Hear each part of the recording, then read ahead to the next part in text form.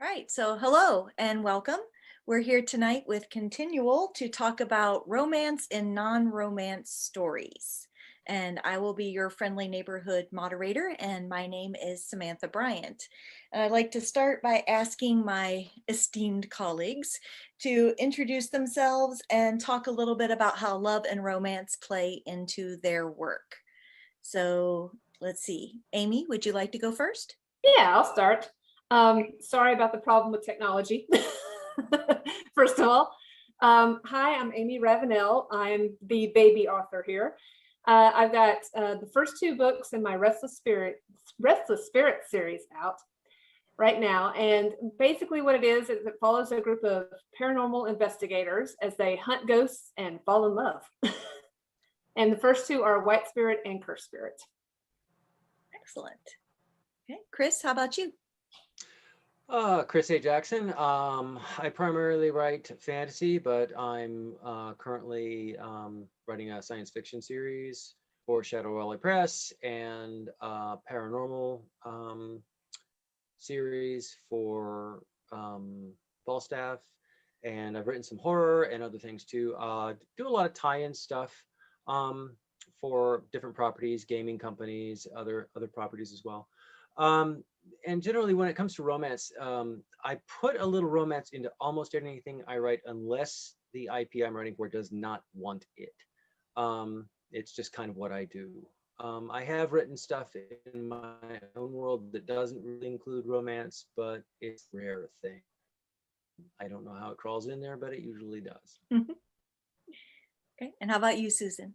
And I'm Susan Griffith. I'm the one half of the Clay and Susan Griffith. We've booted the Clay half Griffith out for tonight, so it's just me. We've written together. We've written multiple books, all mainly historical fantasy, like the Vampire Empire series, the Crown and Key series. We've written for media tie-ins, the Flash and Arrow series. We've done comic books, and Clay is more the horror person, but I love character, and from character, that's where romance comes in. And if the story needs it, then I'm happy to let it run out. I let the characters make the choice, and I love putting it in there because I think there's some elements there that help play with plot and tension, and that's an important thing to keep in mind when you're writing. And as I said, I'm Samantha Bryant. I write the Menopausal Superhero series. And this last year I wrote a surprisingly large amount of horror, which is maybe not a surprise considering last year. But, and those are superhero novels. So they're primarily focused on action and interesting powers, but they're also very character driven. And like Susan, I find that means that love and romance is inevitably going to come into the story because love and romance is a huge motivating factor for most human beings and even for metahumans. All right. Absolutely. So, yeah. So one of my questions was about what romance brings to a story that isn't a romance. And our introduction seemed to lead pretty naturally into that. So would any of you care to comment on, why would you want romance in a story that is not a romance? I think, Chris? Go ahead, Amy. Oh, okay. Yeah, Amy couldn't raise her hand because I can't raise my hands. I think it adds more to the character. It shows another side of them and sort of gives them something more to fight for, I think. I was basically going to say the same thing. It's depth, Mm-hmm. I'm a character writer. If you haven't read my stuff, you need to, first of all. But character is one of the very first things I consider when I'm starting a book. And you can throw all kinds of rocks at a character, but nothing quite hits so deep as one that hits the heart.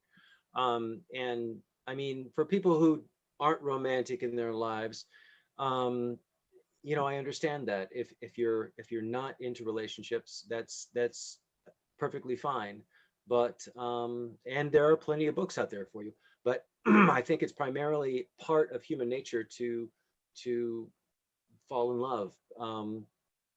And by not putting that in, I think you're kind of ignoring a big part of being human.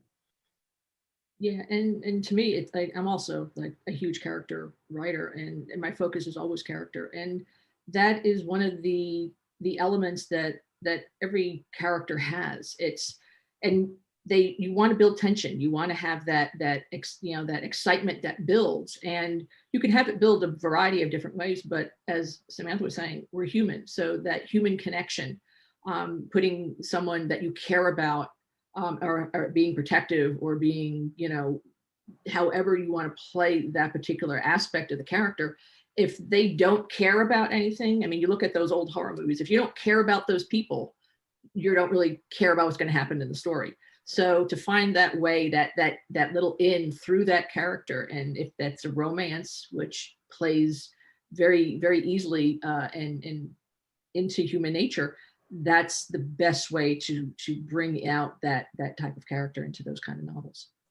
Yeah, and I think it can work with other kinds of love too, like Absolutely. or even it can be love that happened in the past, and therefore it left the person scarred or improved or heartsick, or any number of things that affects the decisions they are making now. And Bitter, that, homicidal, da da da da da. yeah. And then you've got, of course, your friendship kind of love, and your parental kind of love, and all other kinds of love that we can do too. But this is for Valentine's, so we'll stick to romance. So speaking of romance, what are some of your favorites in stories that you've read or stories you've seen on television or in movies? What are some of those romance storylines that are in stories that weren't per se romances, but really were a huge part of it for you? One of my favorites, and I laugh because it's one of the movies Clay took me to, and he was a horror fan, and I had no knowledge of horror whatsoever at that time, and he took me to see Aliens for the first time. And the only thing that got me through that movie was the relationship between Ripley and Hicks. And if that hadn't been in the movie, I don't think I would have made it through in Insanity. But that story, that kind of connection, and it wasn't even really a romance per se, but you could feel the connection between those two. And that was just one of the most affecting romance stories that I saw, that you saw the strength of the woman, you still saw the caring of the man, and to live through that event, you knew that was going to bring them closer. And those kind of little things like that, it doesn't have to be a huge part of the story. It can be a small part of the story, and it still makes for a great movie and a great experience. I could go on, but one of my favorites is Firefly, the series Firefly. Yes. Between the captain and Inara. That is one of the most head-butting, they're totally not right for each other. He hates what she does. She hates him on so many levels, and there's so much like behind the scenes tension. One of my favorite episodes was the Mrs. Reynolds, when he's married to this supposed woman who's actually spoofing all of them. Mm-hmm. But that whole dynamic just tears me up. I just, and it's great because there are so many like silent jokes that happen. I knew you kissed her, those things. It's like, no, you're not correct. And the whole I just roll Zoe and Wash too. I mean, Mm-hmm. Well, yeah, that. Never thought that. There are three romances. There are three romances on that. Yeah, then the one between the doctor and Kaylee. Haley and Simon, my favorite. Yeah, I'll have her favorites. And she's so was carrying such a torch. The one line, ain't nothing been betwixt mine and others that weren't run on battery. Oh, I so didn't need to know that. It's like so good. It's so good. Some fantastic writing in that series. Mm-hmm. But all character driven. I just love it. Mm-hmm. How about you? You got another one besides Firefly? Well, I know there's The Mummy. Fraser. The good one. Yes, the good one. Not Tom Cruise. No. The good one. That I one just is really rewatched good. that one with my younger daughter who had never seen it. It was such a pleasure to show it to her. I know.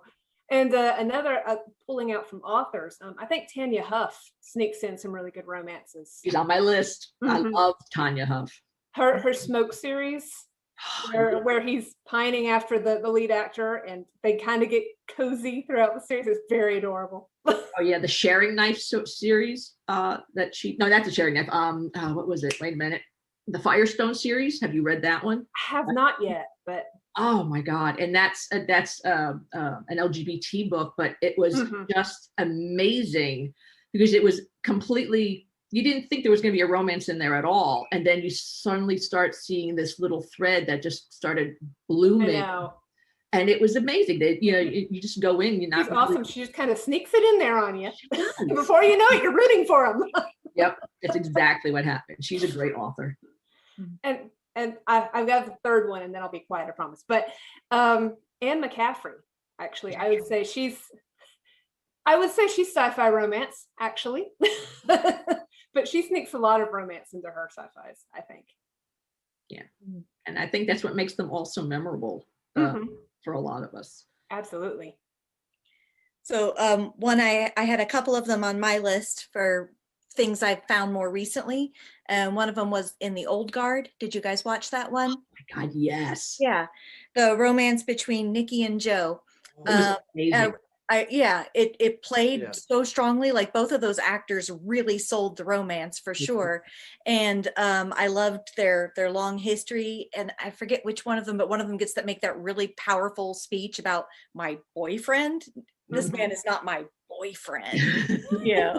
You So didn't that's expect it in that kind of adventure story, and yet it came through loud and clear and was powerful.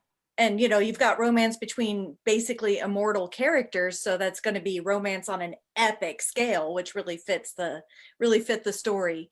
And I liked the kind of the role the romance served in the story, besides just being a great plot point in itself, was the contrast to the other characters and how they were lonely and how things didn't work out for them the same way, and you could see them all watching wistfully and kind of wishing they had it themselves. And it gave everybody great character moments. It did. Yeah, It was. And have you heard that there's going to be an Old Guard 2? I have. I hope they do a good job with it. Sequels Right. scare me. It's like either it'll be great or it won't. Yeah. And then another one I thought about was actually in Stranger Things, which I'm rewatching with my 13-year-old again. Generally, I'm not so gung-ho on the whole love triangle thing, but the older sister Nancy and the thing with Steve and the thing with Jonathan really worked for me. It really captured the era at the same time as the relationships. And you could kind of cheer for either one. And sometimes I was cheering for both boys to get away from Nancy because she's kind of not necessarily a good pick. But I got way more invested in a teen romance triangle than will usually happen for me as a 50-year-old woman. It was realistic. I mean, and that was the connection for me, that it felt real. It felt like it wasn't a forced thing. You felt like there was the emotions of teenagers were playing into it, and yet you could sort of sympathize with almost all of them at any given point. And I thought that was really well written. Yeah. And then when I was talking to my daughter this afternoon, she reminded me about Katara and Aang from Avatar. Yeah. Because that one's interesting because romance is not at all the center of that story, and it's a very slow thing across the whole story. But it's just so sweet to watch it develop, and it gave, again, more moments for seeing Aang get to be human too, and seeing Katara learn not to be so hard all the time.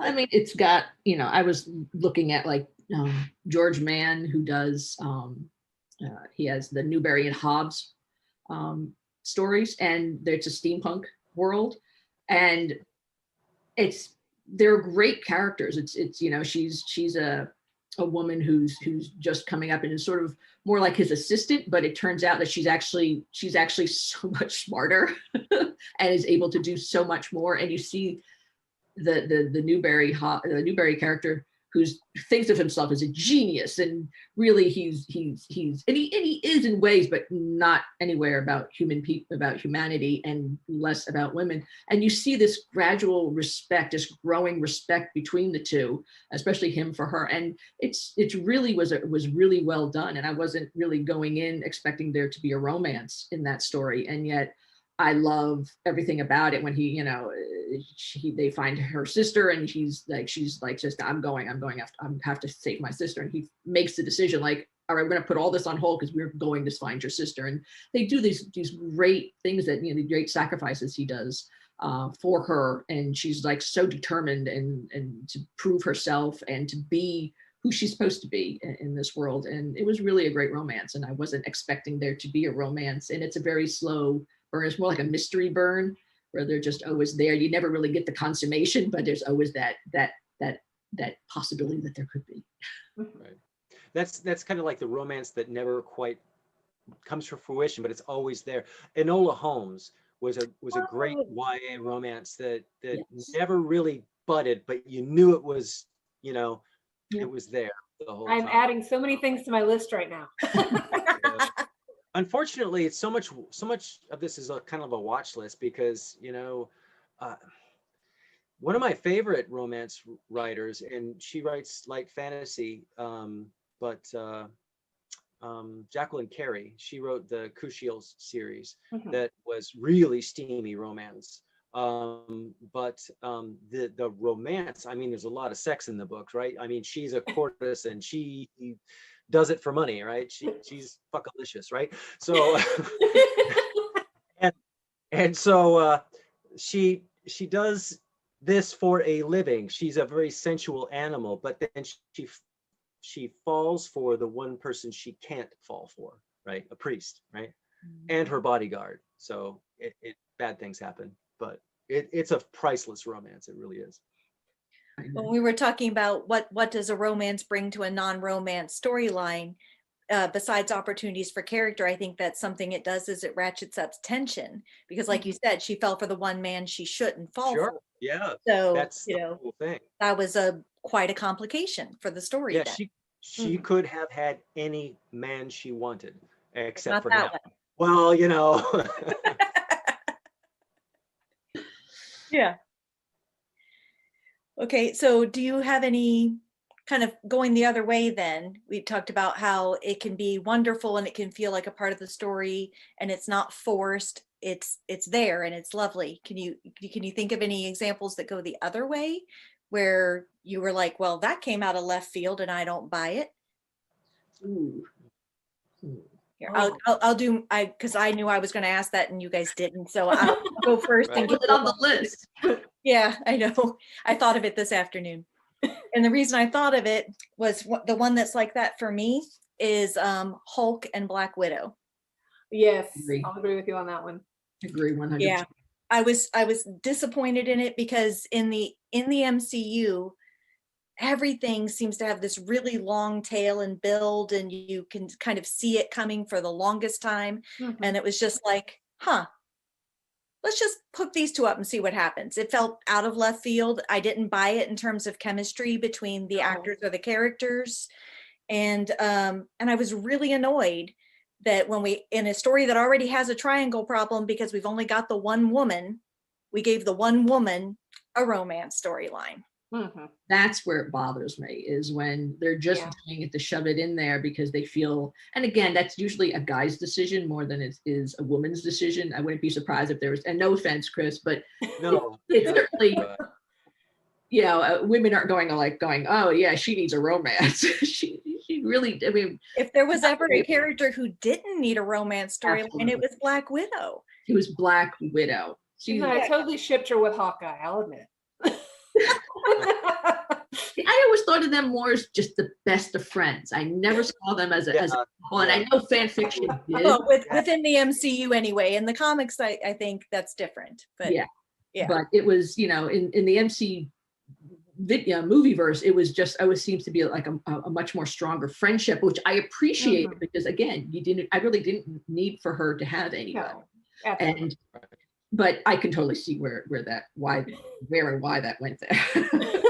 Yeah, if anything, I thought we had hinted a little about her and Cap. If we hinted about anybody. Yeah.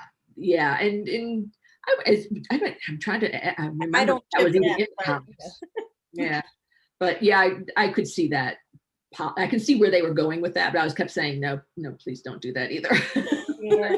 And then they made I'm a Cap Peggy girl, so there's a whole thing that was such a romantic moment, and one that was never given to fruition and until, which is no spoilers at this point, but not until the very end. And it was I was such a breath of relief, like, oh my God, thank God they got together finally, because it was just heartbreaking to watch them constantly miss.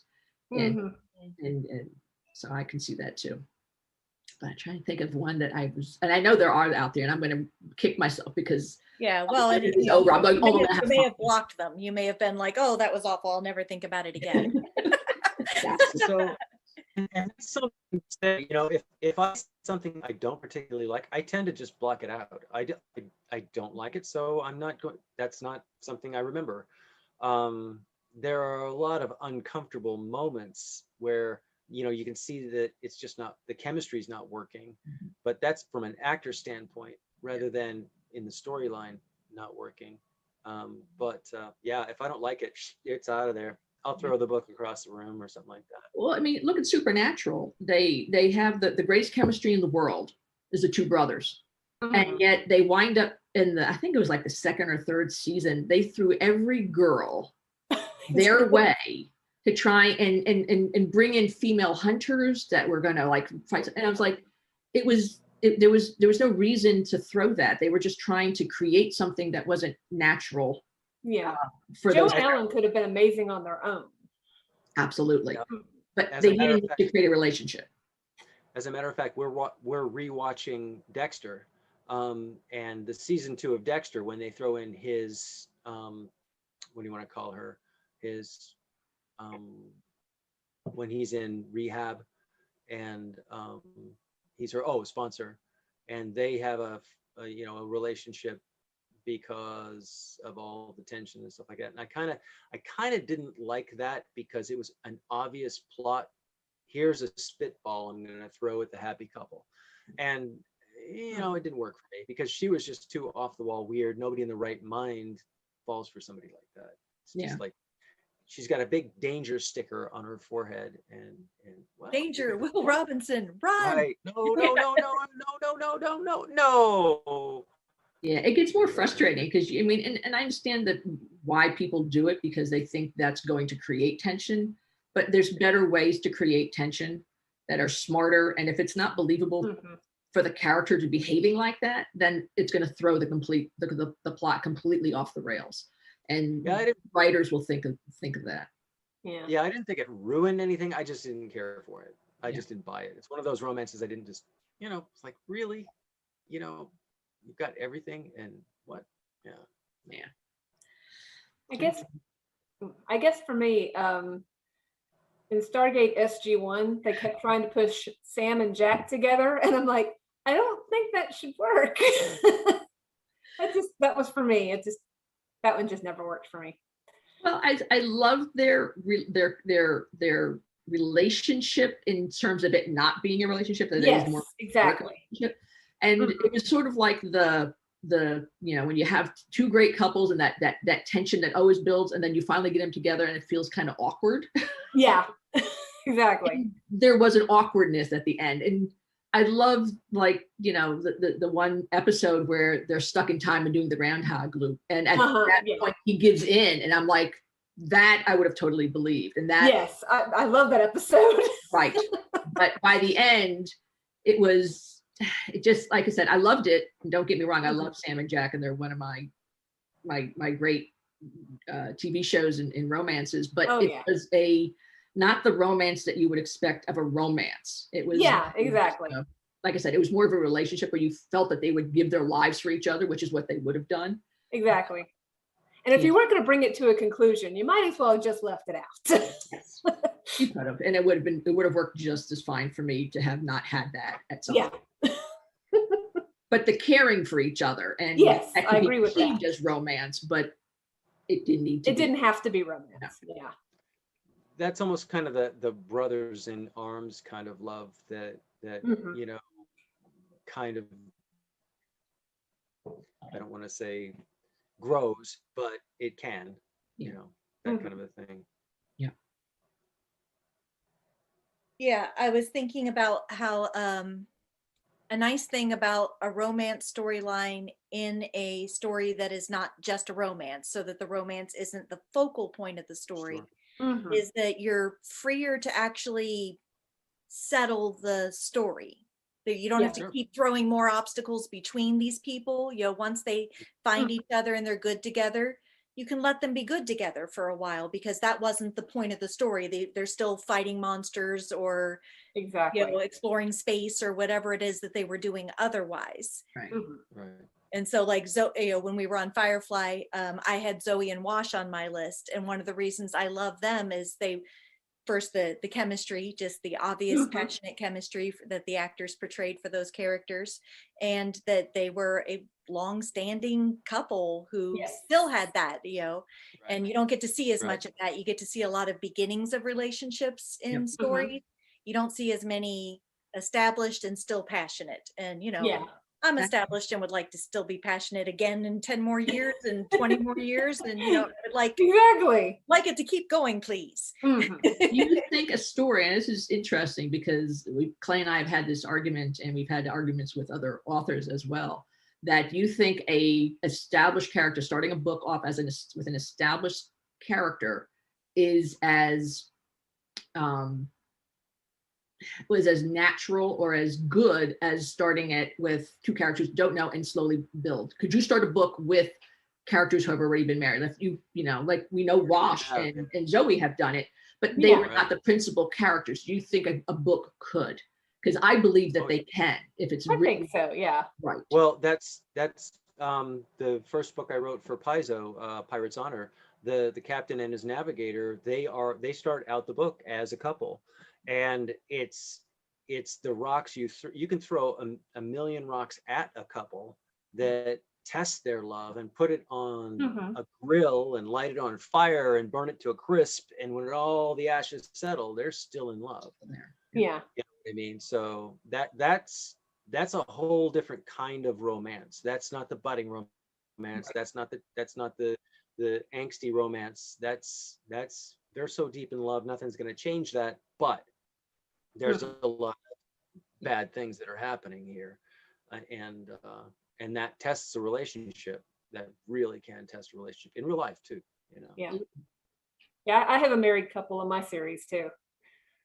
And they were married at the beginning. Deal with being married. Yeah, they're married at the beginning. That's our newest novel has a married couple in it, and we wound up going back and writing the way how they got together, but I'm still very focused on it. I'd really rather just start in the middle. Right. Yeah. You don't always need an origin story. That's true. Yeah. You know, one of the most fun dynamics to play with a couple that's already established is that casual intimacy that couples who they've been sleeping together for 10 years. So yeah, he grabbed her ass. So what? You know, it's an everyday thing. Or yes, she grabbed his ass, because it's an everyday thing. That's the couple that's so deeply in love. It's just every day. It's just, you know, you get up and you hug your naked wife and you get out of bed. You know, that's just, you know, that's love. That's love. Well, in the old 40s, like the Thin Man, Myrtle Loy and I mean, that's like the epitome for me of a good romantic based couple that you don't need to have the preamble for. You knew from the get-go when they first stepped on the screen that they were in love, and that they were established, and that they were in sync with each other. So you really didn't get a lot of the fumbles that you would have normally gotten in a a starting budding romance. Right. And it's kind of comfortable. It's kind of satisfying to feel that and to watch that. Mm-hmm. Right. I've ended up with some of that with the menopausal superhero series. I've had, if you look at where everybody started in the first book, two of the heroes were married. Yeah. One of them still is. One of them was single, kind of isn't anymore. It shifts over time. And I found that I had one married couple that I can't talk much about without spoiling the series for anybody who hasn't read it. But there's a major change in chapter 1 of going through the change. And I really wanted this couple to manage to stay together despite this major change that you could definitely see pulling people apart. And I've been very happy the characters have cooperated. They've had some rough patches. They separated for a little while and stuff, but here in book 4, which will come out next year, they're still together. The characters write the romance for you. Right. Well, yeah, the characters that do things that you least expect them to do. It's like, wait, what happened last night? What were you doing back there behind the scenes? Right. Yeah. I had Which that was happen. another romance. I had that happen with another one of the characters, and I thought it was really funny because to me, it felt as though that romance came out of left field a little bit because I hadn't really seen it coming. But when I took it to my critique group, they were all like, well, it's about time. So apparently it was there. The characters just hadn't fully told me yet. Yeah, we had that with the Crown and one of the characters in Crown and Key, which was a big ensemble novel, but Clay was focused on 2 of the characters. And meanwhile, I was going, Malcolm and Penny, there is something going on here. And I was writing, and Clay's going, what are you doing over there? And I'm like, nothing. It just happened. I don't know. They were just doing stuff, and next thing I know, they're a couple, and it was great because they became this oddball couple that neither of us had really expected to pop into the story the way they did, and I love them. They're still like my favorite characters because he's like a werewolf hunter, and she's an engineer, this sparky little engineering, and he's this big dour vampire hunter, and she makes all his weapons for him. And he's just constantly coming into her shop going, I need my weapon fixed because and she's like, oh, I can fix that. Here you go. And oh, I got something better for you. You're gonna like this gun. And it's great. And then there's like a werewolf child that he wants to kill, and then they're convinced that no, they can't kill it. She convinces them, and their whole thing just became so sweet. And they ran off with the story.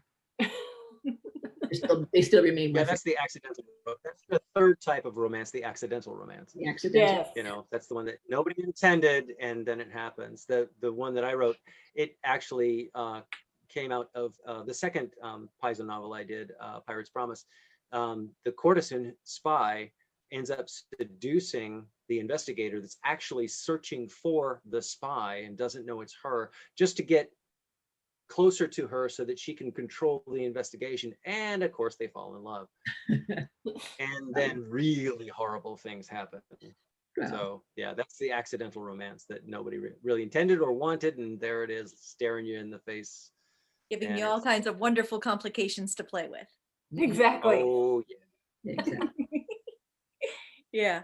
So we've kind of already slipped into talking about my next question, which was like, in your own work, where does what kind of determines what level the romance gets to?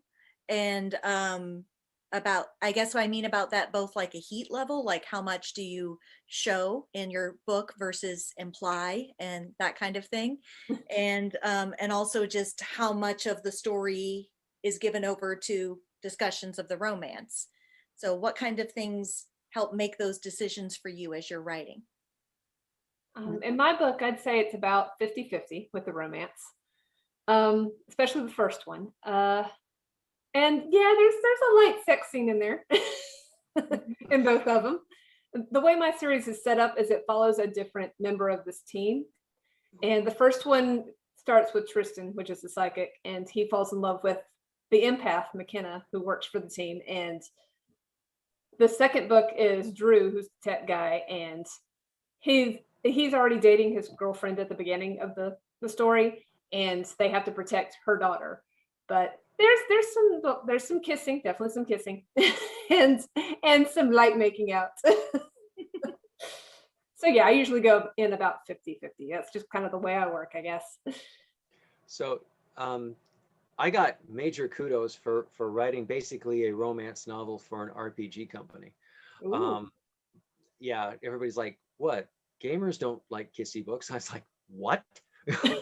So I got some big kudos for that because I took it right to the gray out level. I mean, yes, there's some nudity, there's some touching, but that's just about as far as I go. So it really, as far as how far do I go as far as the explicit scenes, it depends on who and what I'm writing. Sometimes it's nothing at all. There's no romance at all. Sometimes it's like what I wrote for Paizo, where it's simply a fade to black. And then lately I've been writing some things for my own imprint, Jack's Books imprint, that get a little steamier and a little bit more adulty, but I always kind of fade to black before it gets really, really explicit. That doesn't mean I'm never going to write erotica, but you know, it's just there's romance and then there's just sex. You know what I mean? Mm-hmm. Yeah, I mean, in I think ours, sex can get in the way of the romance sometimes. it can. If you know what I mean? And with ours, and I remember the Vampire Empire series, when Clay first pitched it to me, there was very little romance in it. And I quickly realized that I mean, he had the romance in there, but as I like to tease him, is like he was all like beginning and end, and there's no foreplay in the middle, and it didn't resonate. So the romance needed to be a slow burn, and I knew that going in when we started writing, and it was still one of our hottest romances ever. And there is no sex per se because he's a vampire and she's not. She's a geomancer, and the beginning, and they were separated in the book. You know, they were unrequited at the end of the book one, and it was she was going to wind up marrying some horrible American Donald Trump type character, and he wound up saving her from that horrible marriage. And later, but by the time of that, it was like book 3, and we had wound up realizing we had a much younger audience. It was meant for adults, but the young adult community had already glommed onto it, and we're like, oh, so now comes the sex scene. We can't write it the way we had envisioned it. So we did tone it down, and we did a little bit of fade to black in that one. But I think that was the right choice for that series. But with other books like Crown and Key, it got a little bit more descriptive. But we're like Chris, we don't go that far into the actual act, because I think it tracks. I think that, you know, we can get it hot and heavy for a bit, and you can have the moment, but it's all the way you describe it, and whether you're going to go to the full extreme like a romance novel would, or whether you're going to stick within the boundaries you've set yourself for in writing a fantasy or a science fiction book, and remembering your audience and stuff. So I tend to always lean back a little bit, though I'm an avid romance reader as well as science fiction and fantasy. But so I know the difference between the two, and it's, you know, it just plays into the character and whether that tone of what that type of book is. But we usually try and keep it a little bit more PG-13 at least.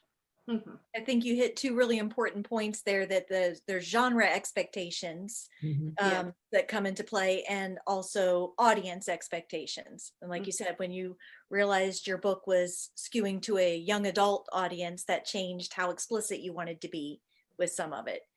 I know for me, my book's told in multiple perspectives, so different chapters are told by different characters or over their shoulder anyway. And I found that makes a difference, how much information you get. Leah now? is not a kiss and tell sort of fella. So you get a lot of, and now we're looking at the ceiling. And Floating ceiling if tiles. it were a movie, there could be a train going through a tunnel or something like this. Yeah. But Patricia's loud and proud, man, and you see a bit more of what's going on in her bedroom when we get there.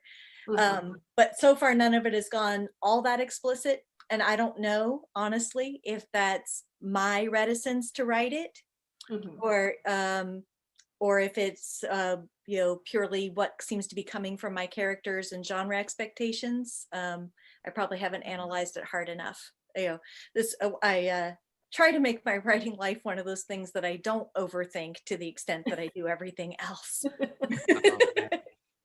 Welcome to my world, overthinking, right? Yes. But as far as like, genre expectations, I kind of get hung up on that sometimes, because there is, well, the Jacqueline Carey stories that I mentioned earlier. I mean, that is pretty explicit, erotic sex scenes.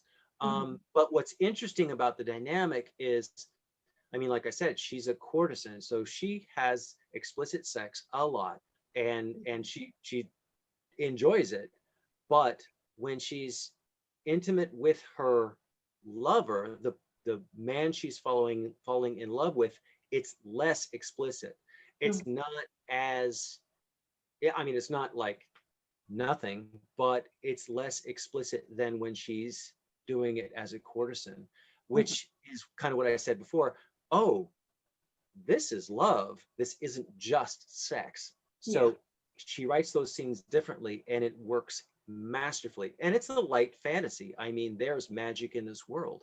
And so as far as like genre expectations, and I wrote a romance that for an RPG company, there was a genre expectation that I smashed to tiny little shards. Yay. And I think we need to kind of get away from oh, this is a romance, I mean, this is a fantasy novel, or this is a science fiction novel. It's not a kissy book. You see what I mean? Because yes, I wasn't trying to imply that you were being forced to. Anybody can do anything, and I think that's the important part of writing in today's world. Exactly. Thank you. That's perfect. Anybody can do anything. And what can do anything. For you might not. I couldn't write Jacqueline Carey to save my soul. Exactly. But that, she's one of my icons, and I try to emulate her in a lot of ways, but not in that way. Right. So because I don't think I could. You have to do what you feel that you're ready to write, or what these characters are telling you to write. And if they're not doing it, and that's in that particular aspect, we knew where our ball was. We knew at this point in this stories, we couldn't go to the explicit for not just audience, but I knew that's not what these two characters were going to be about. Right. So it just didn't make a difference. But but I just don't think that's me, is to go into the explicit thing. So as much as I read it and enjoy it, it's just not what I could feel like I would be comfortable, or feel like that's what my books are about. So it's more of that. Not that I was saying that science fiction fantasy can't have explicit romance in it. I know that should be blown out of the water, and has been blown out of the water. Yes. But yes. It's something for a writer to keep in mind of themselves, of what they're ready to write in their genre. Right. Amy, I think you started to say something because your box lit up. Did we cut you off? Does it still? No, I was just agreeing. Oh, okay. I was making agreeable noises. Okay. Okay, so let's see. We talked about favorites, ones that didn't work, and what helps you determine the level of romance. So I think that is all the questions I had for you guys. So is there something you want to bring up about romance and non-romances that I didn't mention yet?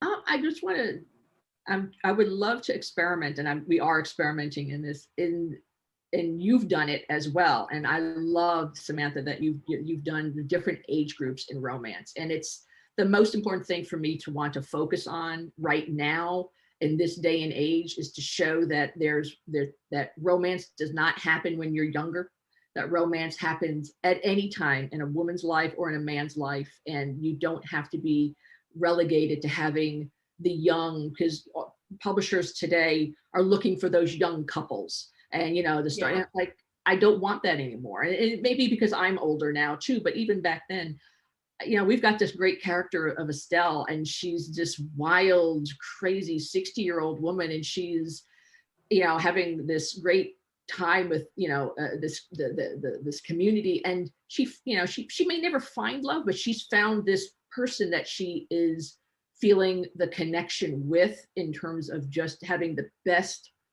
friendship with. And if it, you know, it may never turn into anything, but I want those relationships. I want those kind of character moments for older people, that, you know, more mature women and more mature men to have. And I think I thank you for that every day. Yeah, there's a whole, that's a whole nother panel discussion, is ageism in fantasy and science fiction, and well, not so much horror or mystery or things like that, but really in fantasy and science fiction, it's Definitely always the romance young, itself. ripped hero and heroine out there saving the world.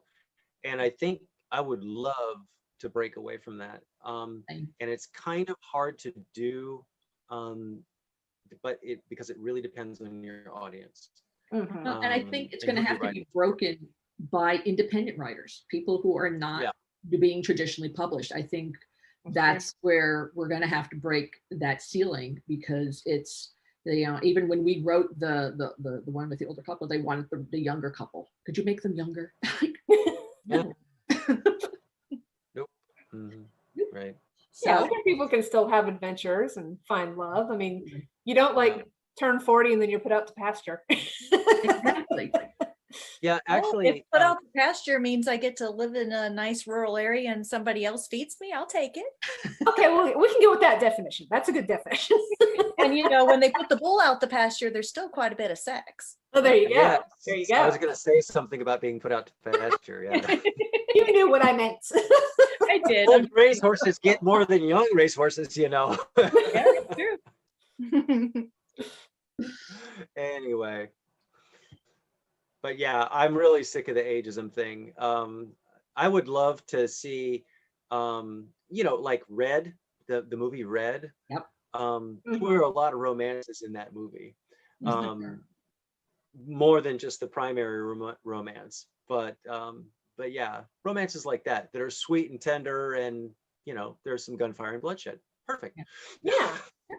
I mean, you got a lot of that, and old Hollywood used to do that so well, and bringing those more seasoned characters, and you just don't see that anymore. Now everything is about, you know, the young, the hot, and it's, and I enjoy it, but now I feel it's a little dirty when I'm watching some of that. Like, I should not be thinking those kind of thoughts about that child. He looks like he's 12. I'm sure he's 20, but it's just odd. But Yeah, if he's playing a 12-year-old on television, he's probably 30. That's true. That's yeah. true. But it's time for that ceiling to be broken, and I really want to see much more mature romances and out there in the writing world. All right, so I think we're ready to wind up a little bit here. So, but before we say goodnight, I'd like to give you all the chance to let our audience know again who you are, where they can find you, and more of your work. Make sure you mention your titles. I know several of you said stuff like in my first book, but you didn't tell us what the name of the book was. So, okay. So, Amy, can we start with you again? Absolutely. I have the series Restless Spirits.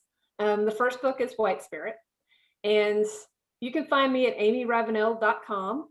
Maybe spell Ravenel, because there's some possibilities in there. Okay, it's Ravenel, Raven with an EL on the end. There you go. And you can find all of the links to all of my socials and stuff off that website. Okay, how about you, Chris?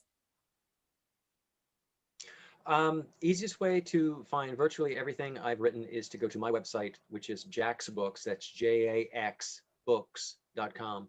I've written stuff for so many properties and so many different IPs, and my own world, which is ever growing. I've probably written 20 novels in that world as well. Some are in process right now. Everything from pirates to assassins to magic to kick-ass female characters with really big swords.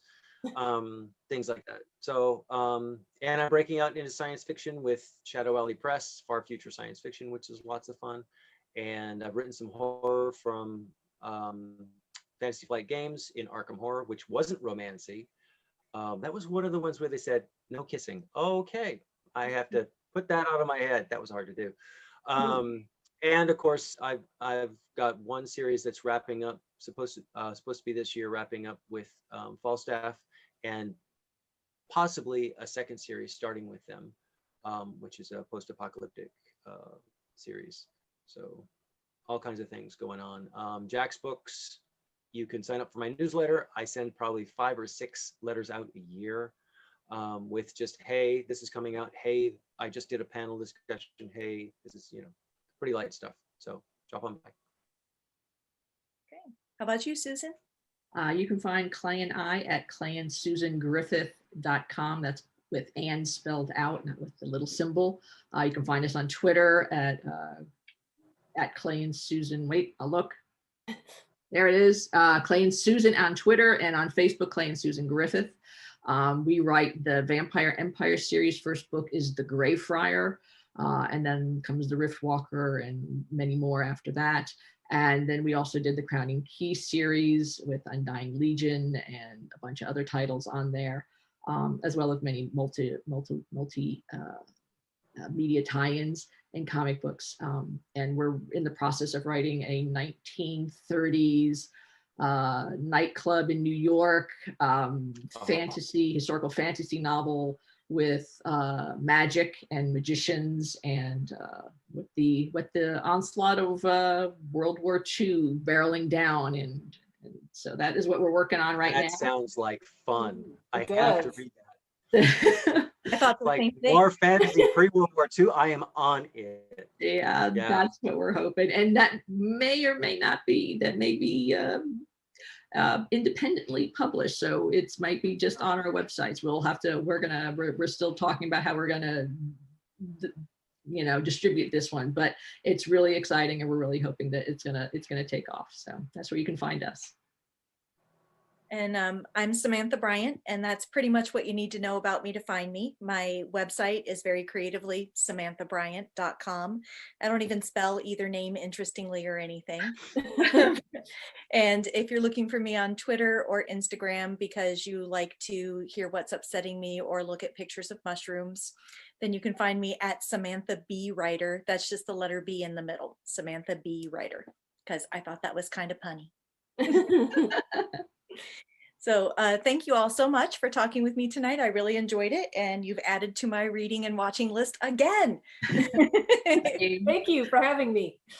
Sure. It Have was a our good pleasure. Thanks. Great Thank seeing you you. guys. And Always.